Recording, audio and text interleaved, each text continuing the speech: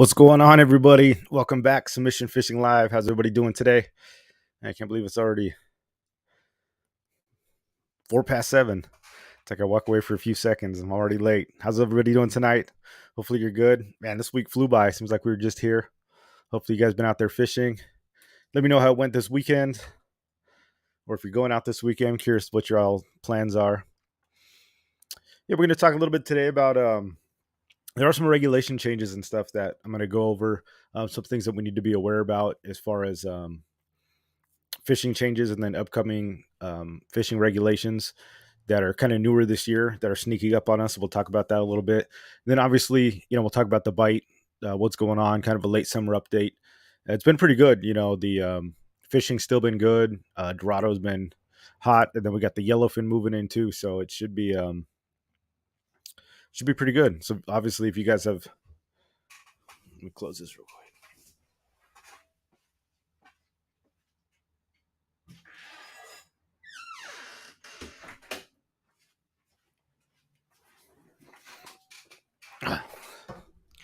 Sorry about that. So if you guys have anything to add, any questions or topics or anything you want to discuss, feel free to hop in. Let me know in the chat here, and we'll definitely get into it. If you guys, what's going on Instagram? If you want to join us, we're on Facebook. Usually I run the Instagram stream alongside this one for a little bit, but I usually kick it off and then go onto the YouTube channel. So if you guys are here, go to Submission Fishing on YouTube. You come chat with the rest of us and say what's up. Colton C, what's going on? Welcome to the show. Michael Tran, Oos, welcome back. Marvin, Spinning Rod Web Rebel, good to see you. Corey King, what's going on? Glad you're here. Captain Dan, Oos, I have dinner guests here. We'll check the replay. All right, Dan, sounds good. Enjoy your guests. Pohukai, what's going on, man? Good to see you as always. Manny Fresh, Salty Dangler, what's up, man? Leonard, good to see you. Andres, good to see you again. Doug Ruben El Sueño, what's going on, Doug? Glad you could join us. Colton C says, anybody want to get out in the bay this weekend? TB Metal Art, what's going on? If you guys want to see Todd's work, he got a beautiful piece right here that he made for me. And yeah, dude, I saw that vermilion rockfish you made on Instagram. That thing is awesome. Is that like a commission piece, or are you putting that up for sale? That's pretty sweet. If you guys want to check that out, go to Todd Burton Art on Instagram. Does a lot of metal work and fishing related stuff, mirrors, all that stuff. What's going on, man? California Harbor Fishing. Glad you could join us. Nick, what's going on, man? Oos, welcome back. Good to see you. Let's see. Just pull up some notes here.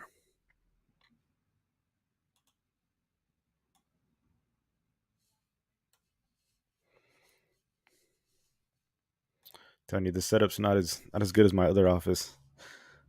That's for sure. So we could just go over some news real quick. The spiny lobster cards are available. So this was courtesy of Captain Dan. So he let me know about that. I'll put the link in there if you guys want to get on that.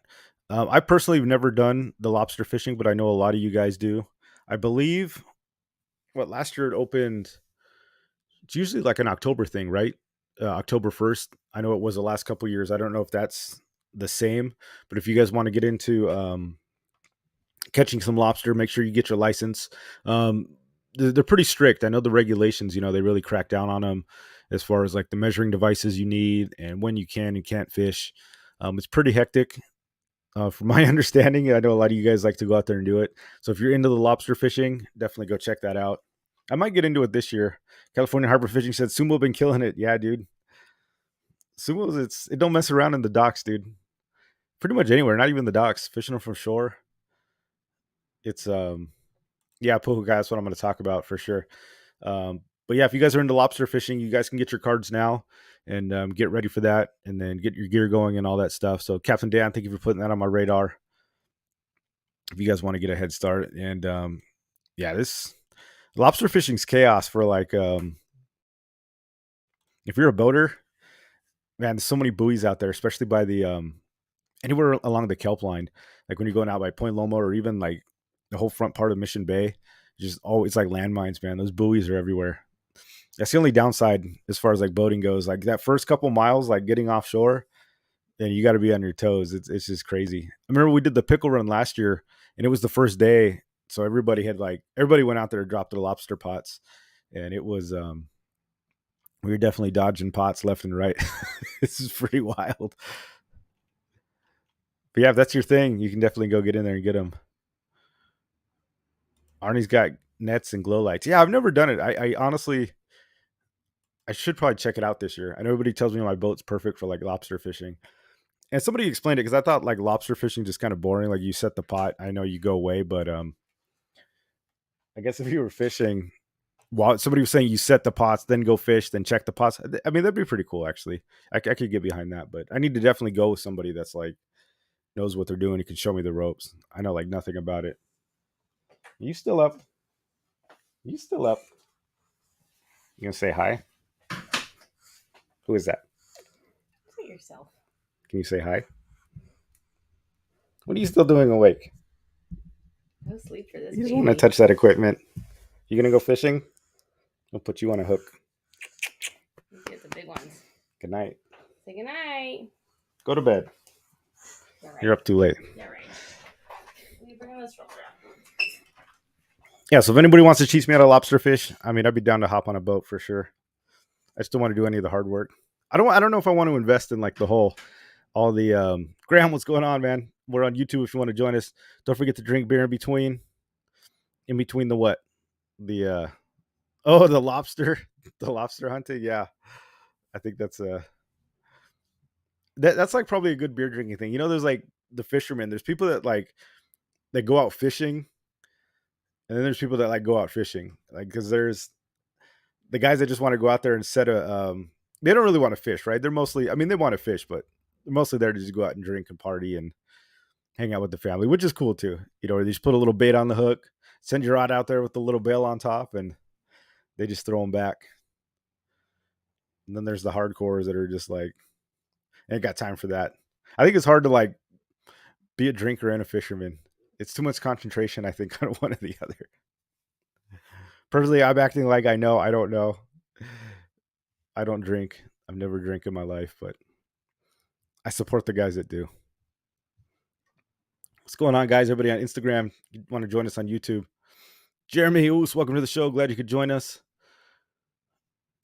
TV Metal says, best if you can go a bit deeper to get crab also. Oh, interesting. Because we got what, the stone crab? Yeah, California's never been known for like crab, you know, especially down here in Southern California. But I do know there is a crab fishery here, but that's interesting. It's something I've never really looked into or had somebody, you know, mention, but that is definitely a thing. Lalo Fish, welcome to the show. Graham, glad you could join us. Oos, welcome. Nice yellowtail, thank you. John Escobar, welcome to the show. Sammy, glad you could join us. Sleepy RJ, welcome to the show. Stephen Gage, welcome. Kyle Patton, I don't drink when I go for tuna, but when I'm out in the bay, I do. Yeah, I think that makes sense, right? It's like a different mindset of fishing for sure. When you're like tuna fishing, man, you got to be on your game. That ain't the time to be throwing them back for sure. You can crab all year. Yeah, I never hear about anybody like catching the crab. Are they worth? Is the crab worth eating? It's stone crab, right? I mean, correct me if I'm wrong. I'm kind of ignorant on the subject. I don't really know too much about it, but I know like up in Northern California they have the Dungeness in Central California because I remember last year they were like having regulations and shutting stuff down and worried about like the crab pots and stuff like that. So, but I know rock crab. Okay, so not the stone crab. Thank you for that. John Escobar, I like the background. It's been a while. Thanks, man. Yeah, moved into the garage. The lobstering. Okay, guys, let's get into so some of the rock fishing changes. Spider crab. I don't know. I don't know what they are. Somebody said rock crab here on Instagram, so it could be what they're talking about. If you guys are on Instagram, we're on YouTube. If you want to join the chat and the live show, usually I'll sign off of this fairly quick, but or you can just kick it there. You're always welcome. We got box crab also. Man, we get the crab experts out here. Yeah, I didn't. Yeah, TV Metal Art saying rock crab too. Okay, I think I was saying stone crab, which I was wrong. I think stone crab's like, is that the ones where they roll? You know, you're like on the East Coast where they tear their arm off. You guys seen that where it's like they catch them and then they pull their arms off, and then they throw them back in the water. And apparently they live and like regrow their arms back. So it's a way that they've like tried to sustain the fishery by pulling them up, ripping their arm off, and then like throwing them back. And I guess they regrow another appendage, and then next year they come through and like rip their arm off again or something like that. It's pretty funny. Dansky, what's going on? Welcome to the show. Yeah, so that's some good tipping. I mean, Todd's saying go a little deeper, get some rock crab. I mean, why not? Is there a I'm curious, I have to look at the regulations. Is there like size limits with that, or is it just kind of anything? That's interesting. We did Dungeness up in Washington State. Yeah, crab boils. Yeah, dude, so good. Fresh crab's like the best. Cave Dog, member for 14 months. When's the next charter? Thank you, Cave Dog, for your 14-month renewal. When's the next charter? I don't know. Probably next year at this point. I don't know. It's hard to put them on doing like more than one a year. I mean, we could look into it. Although we sold out the last one, the submission at sea went pretty quick, to be honest with you. And we sold out in a month. I think last year, we put it on and it was we had like 3 months to get ready, but I mean, we sold out of tickets within like just that first month. We got it done pretty quick, so that was pretty good. If that's something you guys are into, I mean, let me know as far as what you guys would want to do, what you like, what you don't like. Try to make it as good as possible. Yeah, those are good. Okay, so the backside of the lobster gauge. So you can get a gauge that has the lobster shell and then the rock crab shell. That's cool. We'll definitely have to get into that.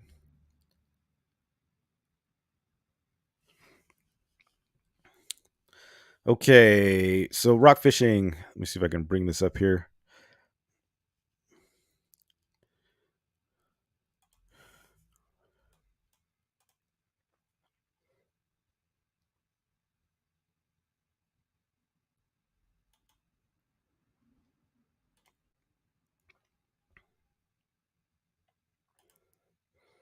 Okay, so this year, guys, we had some fishing regulation changes, and now that we're coming into September, I just want you guys to be aware of some of these things. So prior to this year, our rock fishing season used to be it would close December 31st, and then it would reopen March 1st. So this year it opens March 31st, so we lose a whole month. And then they separated the rock fishing. So we know we have nearshore rockfish, and then there's all other rock fishing, the shelf rockfish and the slope rockfish, which is like the deeper stuff. But they kind of separated. Now, prior to this year, we only had accessibility to the nearshore rockfish due to the boundary line. So there was you can only go, I think it was 600 feet, and then but you can only stay within a certain line of the coast. You couldn't just go out there and fish anywhere and go to any depth. So that has changed. But now that they've split the rockfish season, so if you guys are on Instagram, what's going on, guys? If you want to see the charts and everything I'm looking at, I'm on YouTube. If you guys want to check it out, it might be easier to see for you guys. I know I can't do like the screen share thing.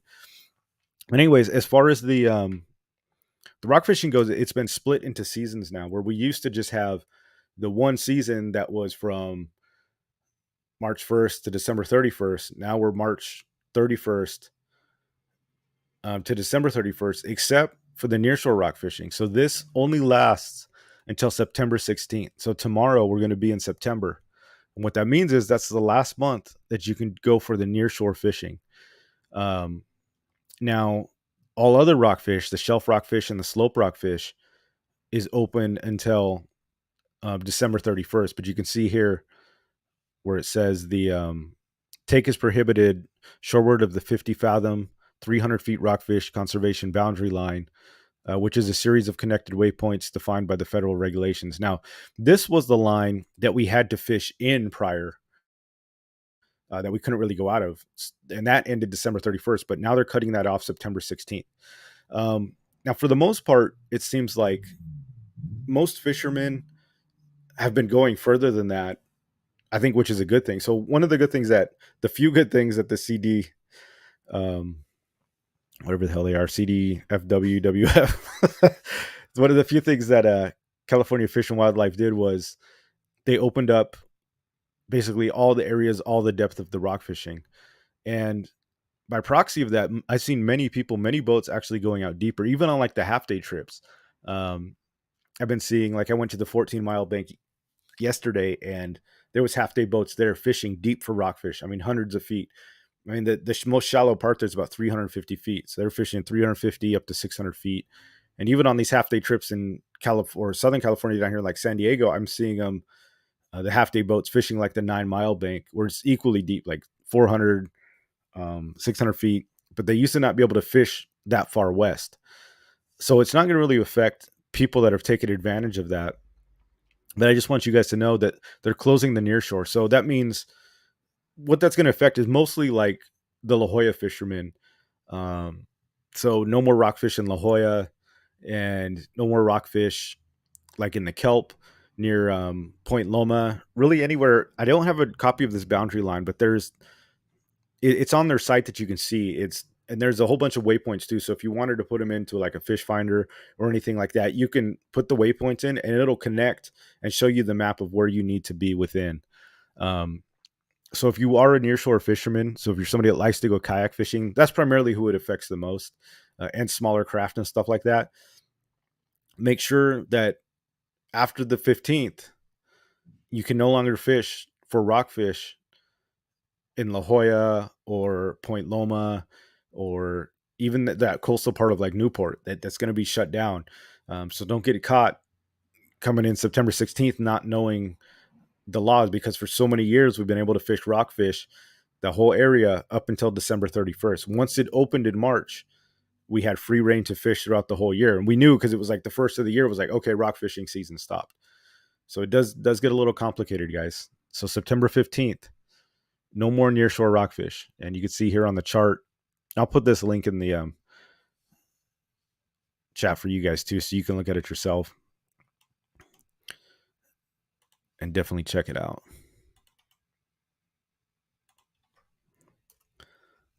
Jesse Oos, welcome to the show. Glad you could join us. Yeah, so nearshore rockfish is talking about black and yellow, blue, brown, the calico, china, copper, gopher, grass, kelp, olive, and quillback rockfishes, and the tree fish. Cabezon and greenlings. So those are going to be shut down too. Very small window this year, guys. It's much shorter than it was last year. So that was one of the concessions.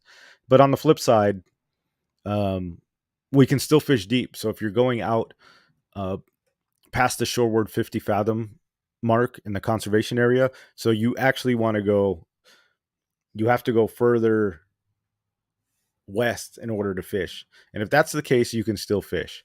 So your Boccaccio, canary, chili pepper, dusky, flag, green blotched, green spotted.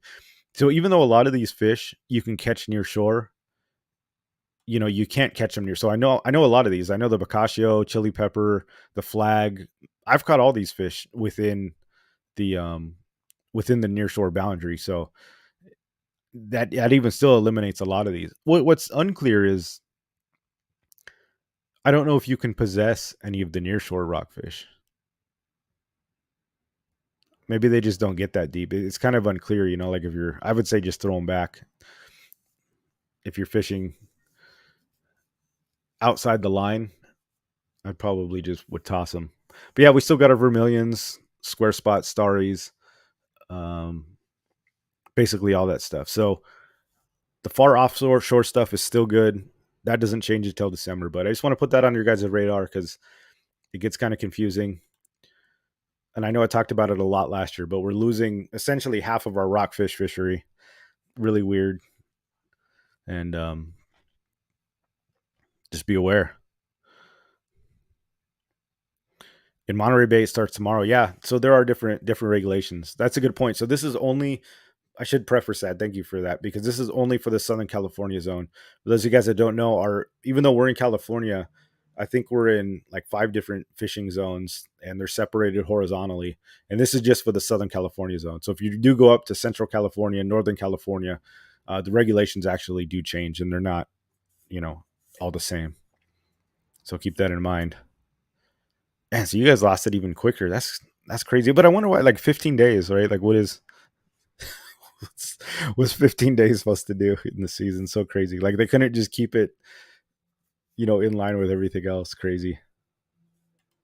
Stevie, yeah, dude. You know what? I didn't even think about that. Bummer for the pickle run. You're right though. I didn't even like that didn't even cross my mind, but that's true. Because there are lots of someone will probably have to keep in consideration next time as well. Because there are lots of kelp rockfish, gopher. Um, that's interesting. Although usually on pickle runs, it's pretty much bass, a lot of calico, a lot of sand bass, stuff like that. In my understanding. Yeah, Sammy, that's what Lalo Fish was just saying. NorCal closes tomorrow. It screwed the fresh and salty. Oh no, the fresh and salty events later September. Yeah, you know what? Because I don't think that was since it's a new thing. I think it's a lot of things a lot of us have forgotten. Just like the pickle run, I think it came up. A lot of people made these plans and tournaments and all this other stuff, but it wasn't really a reality until like just now. But because I mean, how long have we fished from March 1st to December 31st, and now it's like this is the first year it's changed. Crazy. Was as long as we're all aware of it, we'll get through it. But yeah, that does suck. It just sucks losing the fishing. What's crazy is like, well, one thing that I like is that I've seen a lot of like almost everybody's been fishing like a lot deeper though. But it does screw like the kayak. If you're only a kayak fisherman, this does screw you pretty bad. Or a small boat fisherman, if you can't get out offshore, which is crazy because it's like I haven't seen that much like nearshore rock fishing going on since they've opened the new stuff, which ultimately I think has been good for the fishery. I mean, one of the problems was the whole part that they've closed off. I think one of the reasons it got so bad was because that was the only section that we had to fish for so long. And every time you take a piece out, like all these boats, all the commercial boats, all the party boats, all the private boats, everybody just pounded the nearshore for decades, years and years and years. And then it just was like decimated, you know what I'm saying? Because they wouldn't allow you to go fishing anywhere else. Now they opened it up, and lo and behold, everybody's fishing like much more ground and spreading out the love. It just makes a lot of sense. Now it's like there's so much out there. Everybody finds spots, new spots, and then if those ones get dry, they can come back into the near shore instead of just pounding like the same land over and over and over. It's like it just wasn't restricting the fishing zone. I mean, it's got to be one of the stupidest things I've ever heard of. Like, let's just be honest. Like making a smaller place for you to fish. Like you realize the amount of fishermen aren't going to change. In fact, it's been increasing, especially since like 2020 and the government lockdown shit. It's like so many people got into it, but then you limit the space people can fish. It's just that's a recipe for disaster. So I do commend them for opening it up. That was a good move because now people are all the sport boats. Everybody's moved out and fished new land. It's like you don't have to just burn up the same plot that you've been fishing for decades. It's crazy.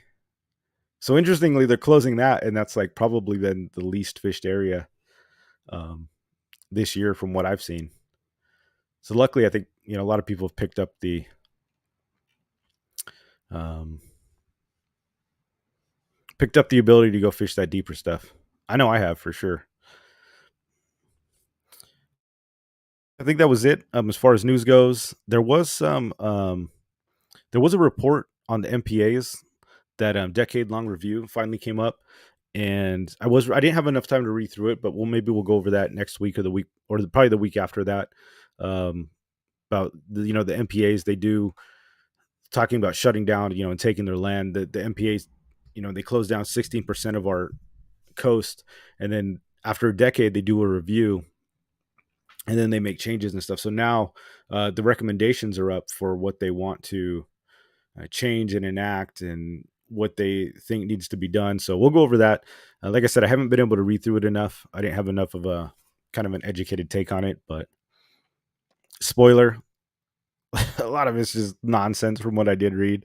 Like it was pretty bad, but we'll talk about that in the next couple of weeks. But yeah, that also just goes back to limiting. If you take away, they've already taken away 16% of this fishing off the coast. Well, that's just more pressure you put on the surrounding area. Limiting the zone, I don't think is ever really the the key.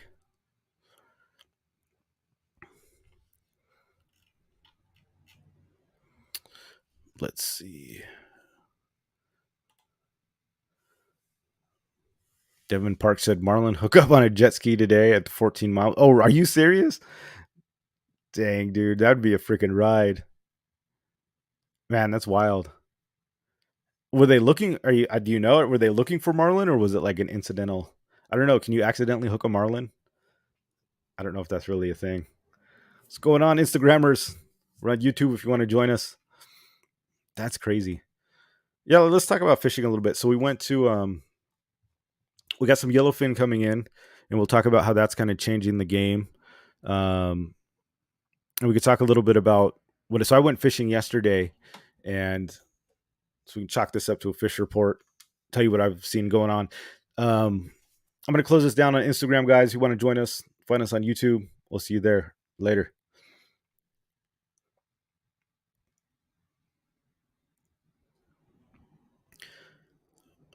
Yeah. So, anyways, yesterday I'm getting, or actually, technically it was the day before. It was Tuesday.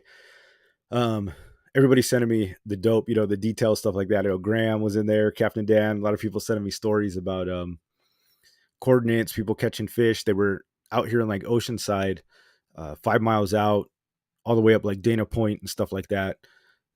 People were like catching limits. Some of the half day boats were getting on fish, like big fish too. I'm talking like some of these 100 pounders, like really close to shore. And I know we usually see it. Last year, it was big. I mean, they were running in Oceanside for a long time. So went and got my boat, hooked it up, went out Wednesday. And I know Lane was out there too. He went out on his boat. He took somebody with his, and we were going to go hunt for the bluefin. So I actually launched out of Dana Point and looking for the tuna, but man, we didn't see freaking anything there. Apparently Monday and Tuesday, they were really popping off. Really big. I mean, I saw the pictures. I've seen the reports. It was a thing, but yeah, it just dried up, which was really weird. And there was a lot of people out there, so the news had gotten out. You know what they say. By the time you've heard it, it's probably too late. We've all heard that before. But yeah, I rushed out there, and I went to about halfway to the 14-mile bank. Waited around. It was super foggy. Maybe for an hour, 45 minutes, I kind of looked. I mean, I didn't see any birds, anything. And then I ended up going to the 14-mile bank. Same thing. So that's where everybody went. I mean, it was like all the boats were just stacked up there. The sporties were out there. I think the freelance, the Western Pride, a lot of like the freelance was interesting because that's like a 3/4 day boat, and they usually go up to Catalina, but they were sitting at the 14-mile bank too. I don't know if that had something to do with the fog. It was like really foggy out, and I know a lot of people had to just kind of stop. Like off the coast, it wasn't, but by the time you pushed out like 10 miles, it got pretty thick. So a lot of boats I know were just like bottom fishing, or the sport boats look like they were bottom fishing 14-mile bank, but a lot of people were looking for fish there too. But we looked around, kind of north and south of there. I mean, I didn't see any boils, nothing, no birds. They were like birds. None of them were diving, but no foamers, man, no anything. And it was pretty rough. So it was about 11 o'clock or so, and I said screw it. So the conditions were like, the conditions looked pretty good, like as far as like the intel before I went out, right? So I just took off. I was like, you don't forget this. I'm halfway to Catalina. So I just jammed out to Catalina. I was like, there's no tuna going on here or anything. So I go out to Catalina, boogie down. I mean, I found some absolute, like, some of the biggest patties I've ever seen. Just nothing on them. They maybe just a little too far north right now. I didn't really expect to see much, but I found probably like 4 just giant patties, and there was a few right off the island. Tons of bait on the bottom, tons of fish. So if the dodos and stuff do decide to move up, I mean, there's plenty of bait on these things for them, but nothing was holding. Lots of bait. I didn't see any signs of life. No Dorado, nothing like that. So I kept pushing forward, and I just went to the island. I went to the just to the front side, went a little north. It's like whatever. I mean, maybe I'll find like some calicos or yellowtail or some bottom fish. So I found this rock pile, about 160 feet of water, just a small rock pile, and it's like just marks, like all deep, like on the bottom, tons of marks.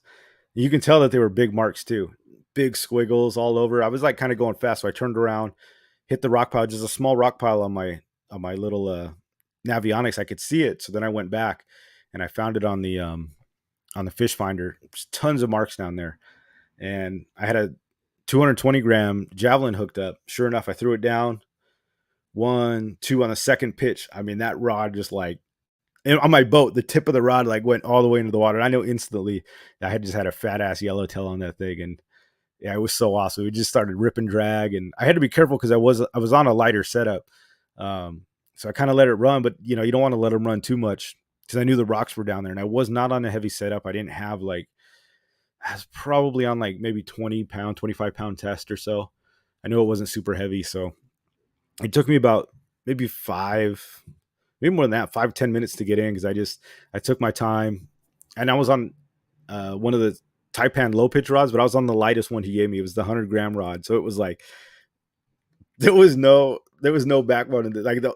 I'm standing on my boat and the tip like went almost down to my feet. This thing like tacoed, not even straight down. It like made a C, and I had to just point the rod like down in the water a couple times because it was anytime it would make a run, that rod would just bend over. So I had to point it straight and just reel it. And I just let it pull drag, and I just took my time. I was kind of worried about sea lions, but I didn't see anything out there at all.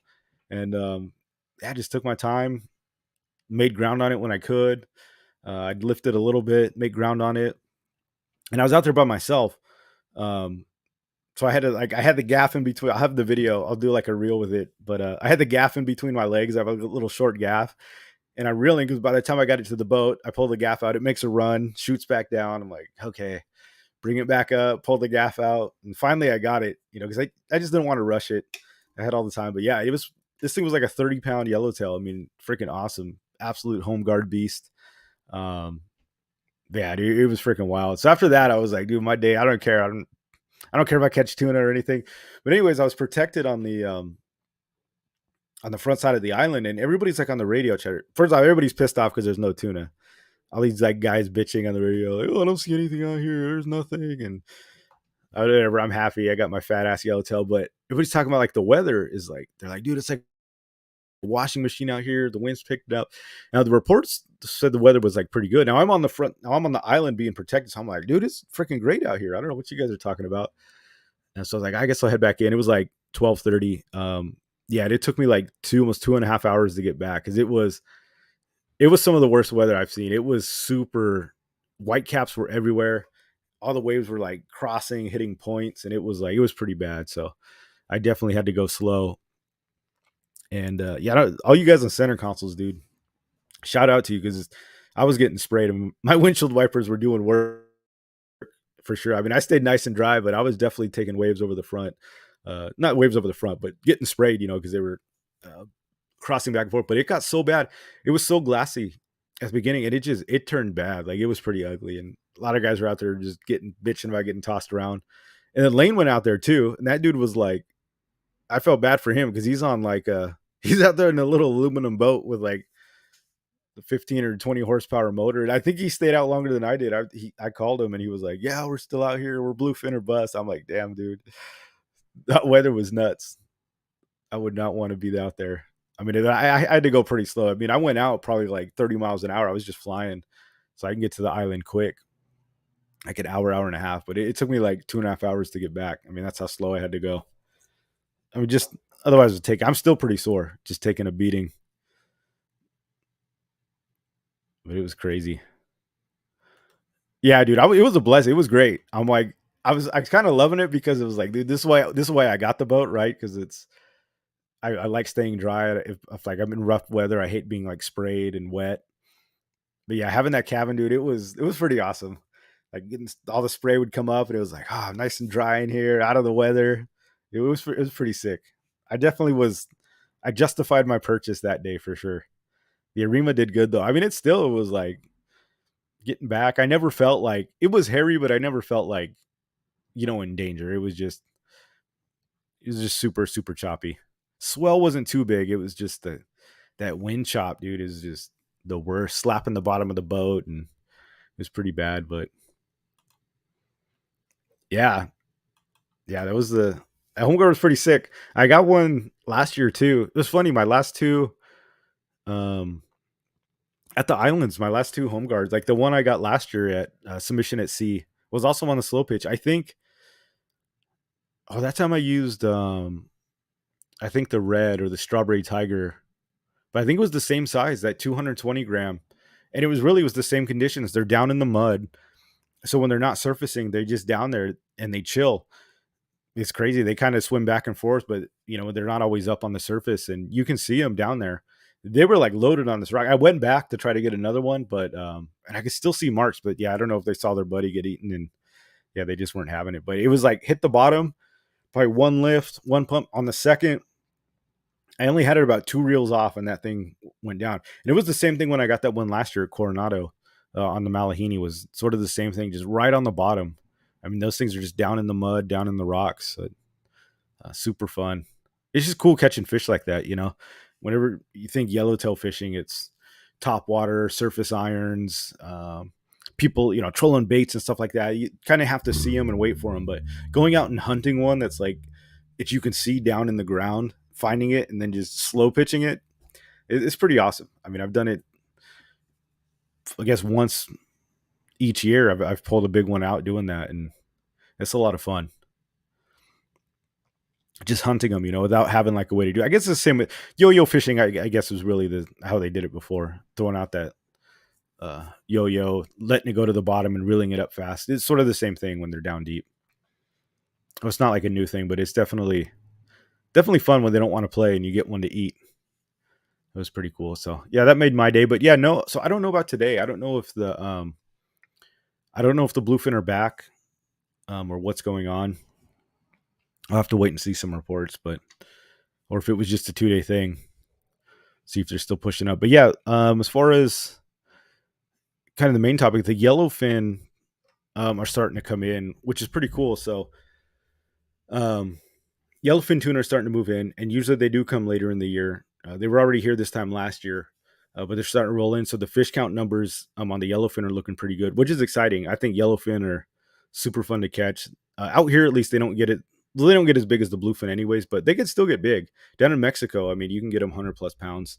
Up here, last year I saw some 40, 50 pounders, but generally they stay kind of schooly size, like that 10 to 20 pound little footballs, but they're super fun. And one thing that's significant and why it's good to have the yellowfin here is, and we've talked about this, is when I don't know if you guys have noticed, but suddenly the Dorado bite is picked up, right? So the Dorado have been here for like a month now, but the Dorado fishing has been really hard.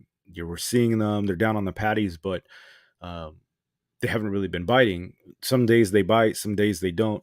People have been finding them, and they're like, "Oh, we found a whole bunch," but they're just not eating. I mean, I've been seeing it. I've gone out there. Me and Kevin went out, found thousands of them. Couldn't get them to eat. You went out in the Pacifica a couple weeks ago, and it was sort of similar. We picked them off, and I think of a boat of 30, we got 20 something. Even the submission at sea, as many as we found, we actually didn't like really hook that many when they're going crazy. Um, but now you're seeing the Dorado numbers pick up, right? Now it's like full speed Dorado fishing. Everybody's catching them. And I talked about this a few weeks ago.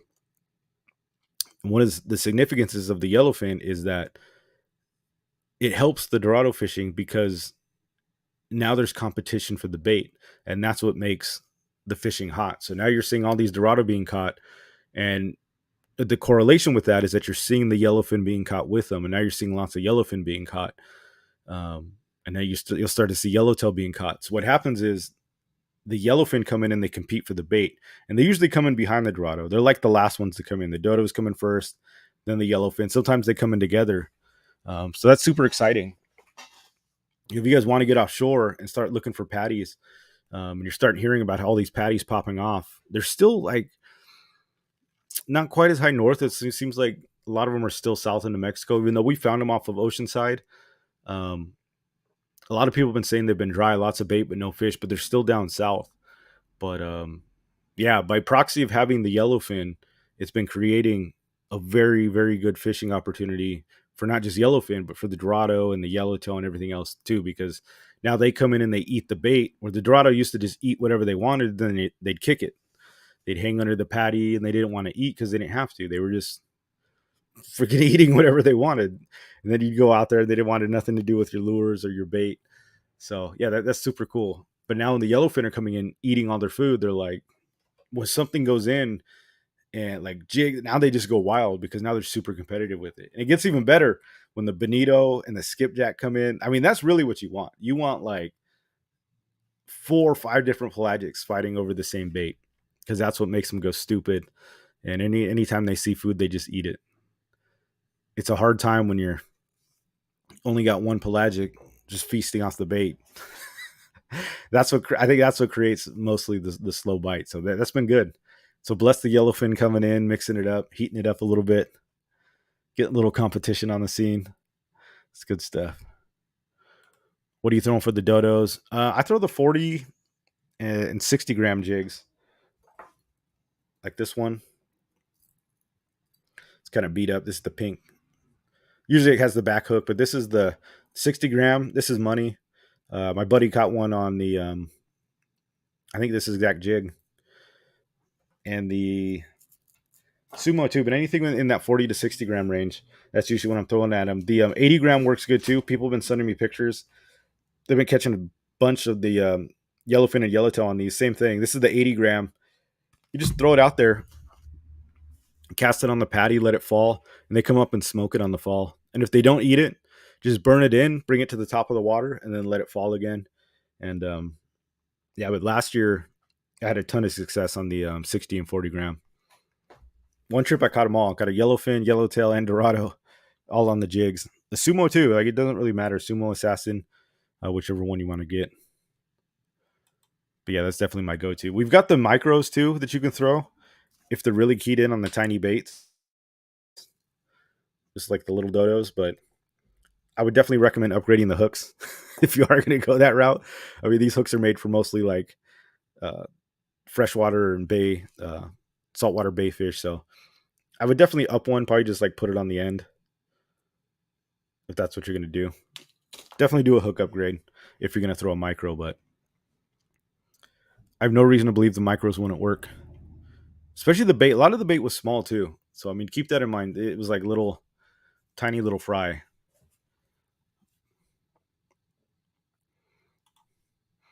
What's going on, man? Alex, real life. Not much, man. Just living the dream, living the fishing dream. Let's see here.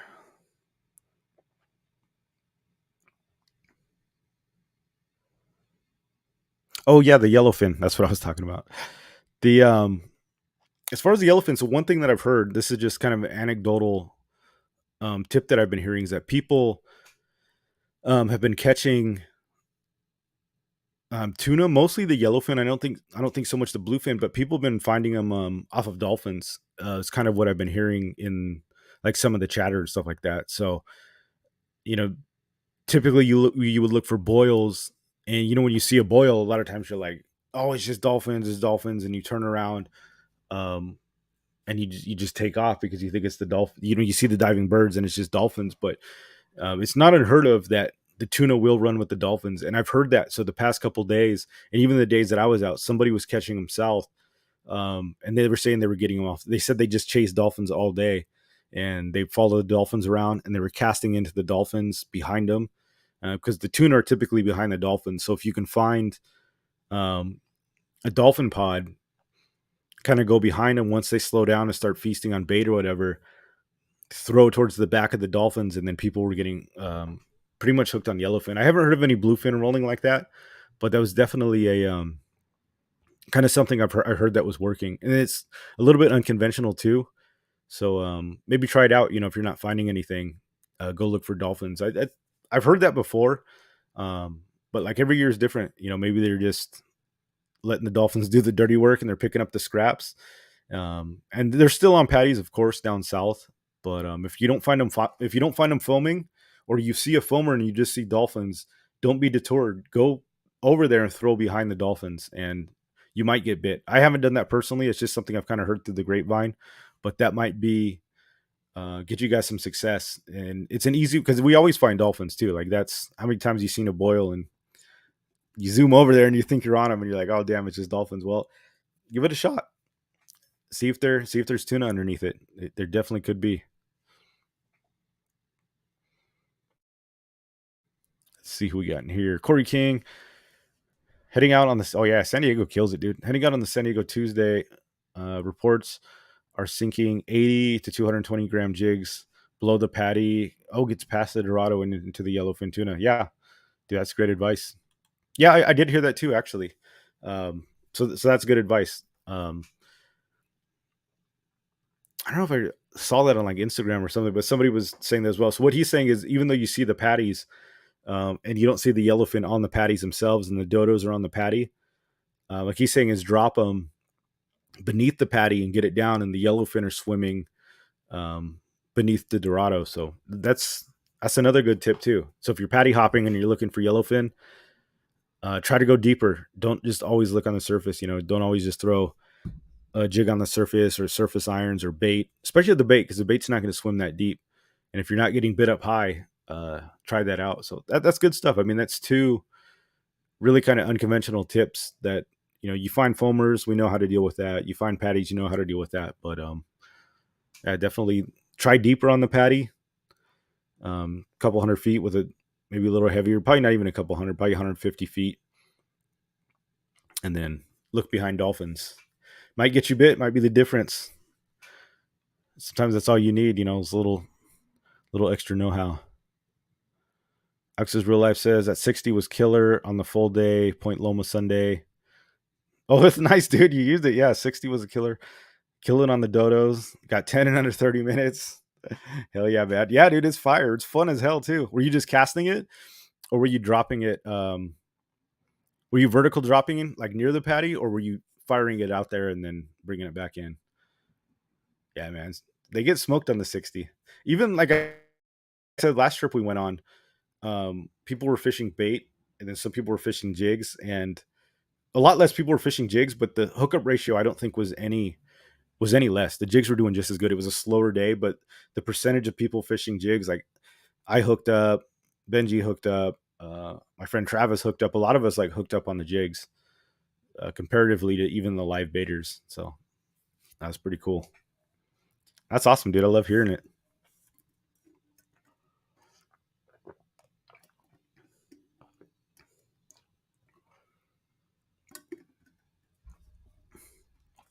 Even the 40 gram too. You could definitely give that a shot, because sometimes I want the smaller. Then it'll definitely work. I think somebody talked about that on here. Oh yeah, not when they. Yeah, the micros will catch anything. Yeah, you are right. What's the saying? Big baits. Um, the big baits catch big fish. Little baits catch all fish. But yeah, you're definitely right, because even um, like the biggest spotties I've caught have all come off probably the smaller jigs for sure. I think that what is the logic behind that is kind of like the smaller ones don't eat the bigger bait, so you kind of weed those out by proxy. But then only the big ones will eat the bigger bait.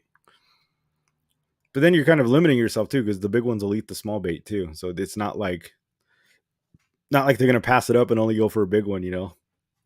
They'll bully those little fish and take the small. I gotta try that though. I really gotta go fish one of these micros for the dodos. Maybe I'll use the dodo color. See if they're cannibals. See if they eat their own kind.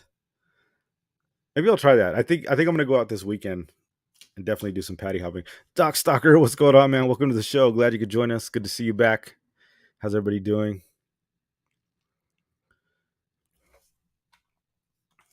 Alex said I was firing it, popped it up reel in the free spool to work the action, and then engage it. Popped it up reel, free spool, second. Yeah, money, dude. You got it. You got it down. That is definitely the technique.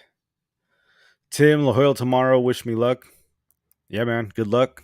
What are you going to target? Anything? Anything and everything? Or do you have something specifically in mind? Or are you just going for like calicos or yellowtail? Man, I haven't been to La Jolla and it's been a while. It's been a long time. I don't really know what's popping off in La Jolla. It's definitely been some months. I don't really have too much intel, unfortunately. New setup in the background. Oh yeah, I've had it for a couple weeks. Thanks, man. I appreciate it. Yeah, I got to get out in La Jolla. But yeah, anyways, I think I'm gonna get out. I'm gonna go out this weekend. Um, I'll definitely try it out. So I look for the tuna. I don't think I'm gonna go back Oceanside, Dana Point. I just went out yesterday, so I'll probably go out again Saturday. But I think I'm gonna go. I'll probably head out to Mexico, just boogie down there, go a little west of the islands and see if we can hit some patties and stuff like that. At least that's my plan. Maybe I'll try the micro action, see if we can get on them, see if we can test the theory. Yeah, Doc Stalker, where you been, man? Hiding out on us. Let's see here.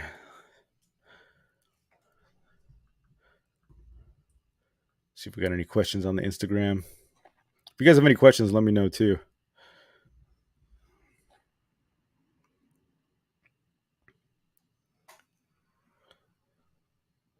I think nothing on there today.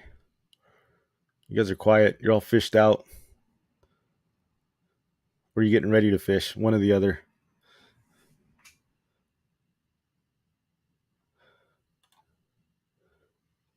You seen the Gomex trolling reel? I have not seen that. I don't even know what that is, to be honest with you. Is it cool or is it lame? I'll check it out. I'll have to check it out. I've been focused on the family. Oh, took Instagram down for that. Oh yeah, dude, I understand.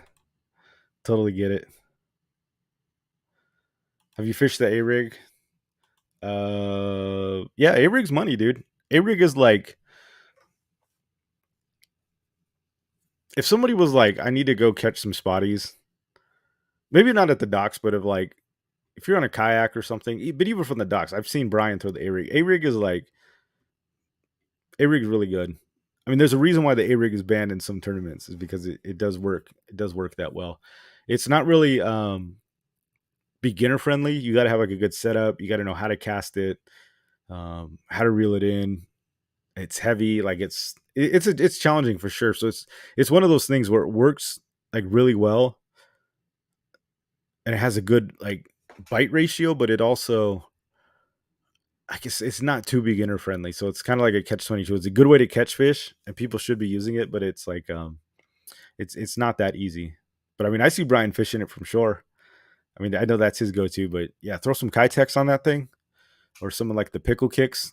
I know like Lane and Afrin, they've been rocking the pickle kicks on the A rig and having some good success. And I know the Kitex are always money too. Kitech though, you're gonna be, I mean, you're gonna be losing a lot of baits because they're just gonna eat those things, and you're gonna be out of luck if you're getting short bit. Rest in peace. Package of Kitex. Call to C says, are all the dodo jigs sold out? I'd have to check the site. We're probably pretty close. I think we do have some. Not many though. I mean, we're down to the fumes. They're pretty much almost gone. But I think there are still a couple, but they are almost sold out.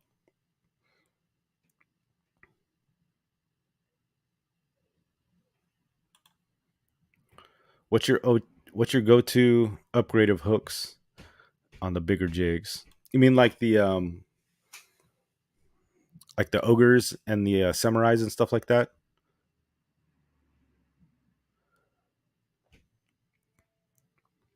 I can show you. That was my question. If you're able to toss it from the docks, yeah, you can toss the A rig from the docks. It's kind of, you got to know how to do it. Like it's like I said, it's, you got to have a setup to do it too. But yeah, it's definitely doable. You'll get bit for sure. It's supposed to have the same drag system as the pinwheels. Oh, interesting. Y'all have to check that out, man.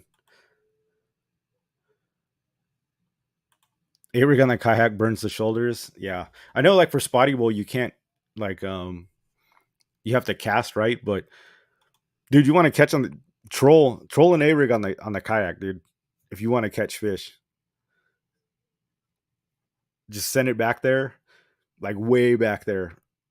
Just paddle like, I don't know, 2 miles an hour, mile and a half, and just keep it just a little bit off the ground, or that thing slays. Don't even cast it, dude.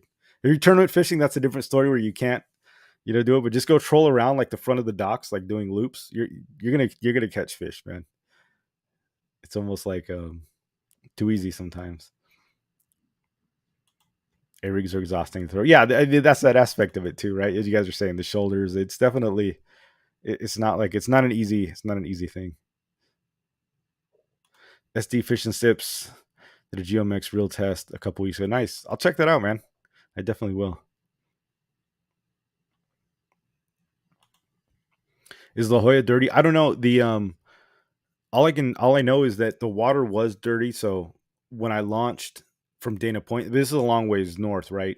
But the water was very cold and it was very dirty. So there was either the water was coming down from the north or it pushed up, but the water was like 64 degrees and it was green and brown. It was pretty bad. But then once I got like a couple miles out, it instantly turned into like 70s, 71, 72, and then turned blue again. So it was like there was a really dirty rift along the coast for probably about 2 miles, which was pretty bad.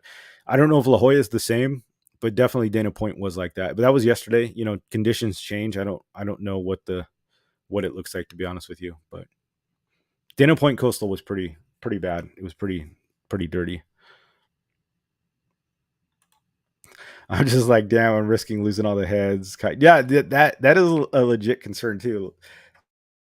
Especially if like Brian, I know a lot of times, dude, he runs straight up underspins on every point of his things. I mean, you're talking $75 or more rig you're gonna lose, right? You think like the jig itself is like $20 and then all the heads.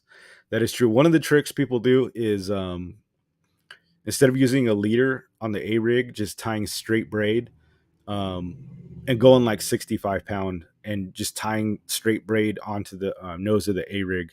That's kind of a little trick we've been doing. Brian likes to fish, taught us that one, and I know a lot of people use it. So no knot in between, no leader, straight up braid, dude, and heavy. That way you can just yank that thing out. Even if you like ruin one arm, you can like bend it back, or if you lose one jig, you can do it. So look into that. Heavy braid tied straight. Yeah, man. He dumped his Insta.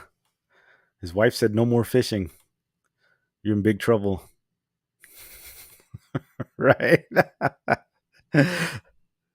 Man, it's out. The word's out. We're on to you.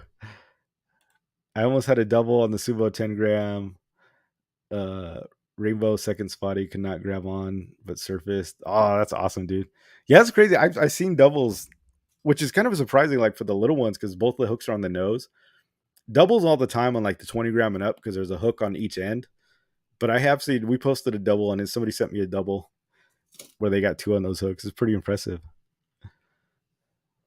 Yeah, it's pretty good. Oh, Sammy, what were you saying? As far as like hooks?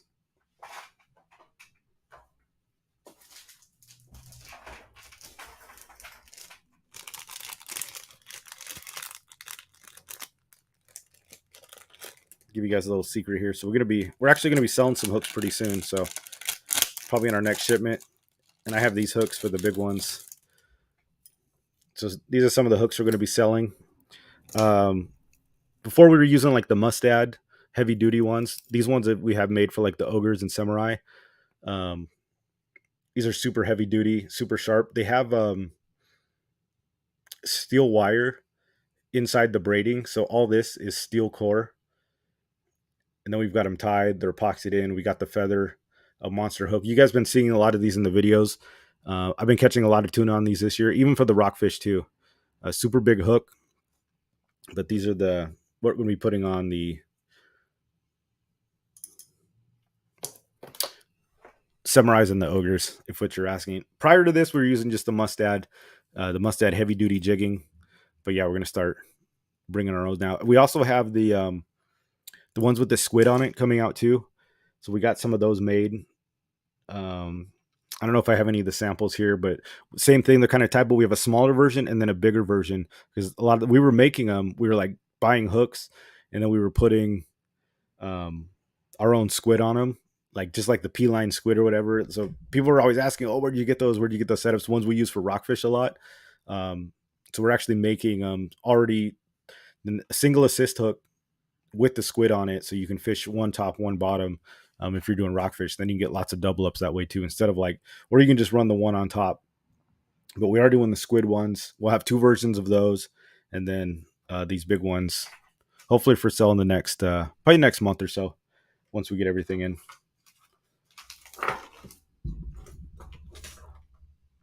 I've been toying with some treble hooks too, for the casting and stuff like that. Treble hooks with like feathers on them. Got all kinds of stuff coming up. Ever caught a spotty on the crank? Yeah, I haven't either, but I've never fished a crankbait, to be honest with you. They work though, dude. Check out Joey Basson. That dude's always killing the crankbait spotties. That's like his jam. I think Kruger does too. He likes like the Lucky Craft spotties as well.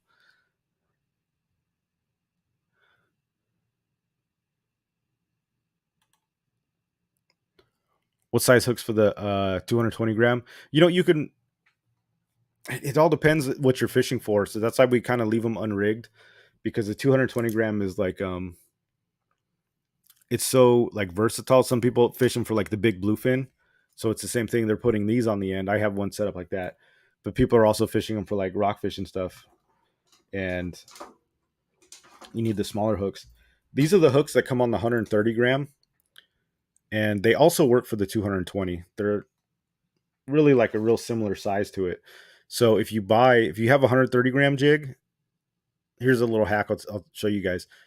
Tie this onto the. You can see where I had it onto the line. Tie this onto the line, and just switch your jig out. So instead of having to like buy extra hooks, just leave the hooks on the line and switch the jig as it's needed. For a yellowfin, yellowtail, everything, these are fine. The ones that come on the 130.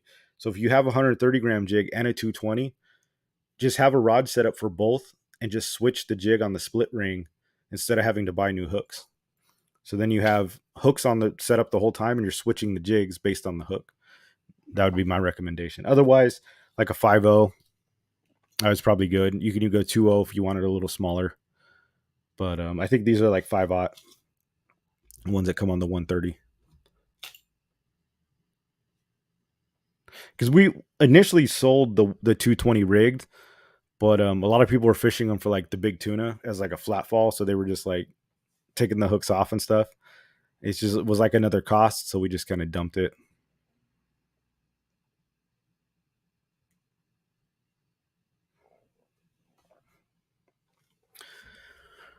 Hopefully that helps. All right, guys, thanks for hanging out. Yeah, we already went the hour. I give you the bonus time. Made up for my coming in late. If you guys have any other questions, let me know. And yeah, we'll wrap it up. So next week, guys, we're gonna have Benji Kim on the show. If you guys don't know who that is, he's great surf fisherman. Pretty much if you guys are on YouTube, I'm sure you've watched him, or even if you don't know who he is, I'm sure you've seen his stuff on um, YouTube and didn't even notice. If you've ever like Googled surf fishing, this is the guy. He's got a big channel. He's like probably one of the best surf fishermen around. He really knows his stuff. I've wanted to get into surf fishing a lot, and we're gonna go out. He's promised he's gonna take me out and show me some surf fishing, and I'll take him offshore. We'll do like a little trade action. But bring your questions, guys, and really learn from this guy. So we don't do too much surf fishing, and or at least I don't cover it that much. I know it's something I want to get into. I know it's something a lot of you guys do and definitely want to do. So he's going to be coming on. So bring your questions. Definitely an opportunity to learn. I think it'll be a good show. He's a really good guest, and I'm really excited about that. So next week we're going to have Benji on. So yeah, he kills it with the Hollies. Yeah. Yeah, you guys love surf fishing. I want to get into it. It's one thing I've always said I wanted to, but yeah, we're going to talk to him. I'll pick his brain. We'll get into it deep and figure out the secrets. We'll see if he fishes slow pitch jigs. I know he's into that Lucky Craft. I think it's kind of his go-to, but yeah, we're going to let him talk to us. Yeah, John Escobar going out to Del Mar Surf. Good luck, dude. Hopefully you get on him for sure. But yeah, thanks for hanging out, guys. I really appreciate it. The fishing's really good still, so go out there and get offshore if you can. If not, go hit the bays. Keep it local. And yeah, go get bit. If you have any questions, obviously hit me up on Instagram. Let me know, even if it's not fishing related, whatever. I always try to answer everybody's questions. So just come say what's up. And yeah, we'll see you next week, guys. We'll have Benji on the show. Until then, oos.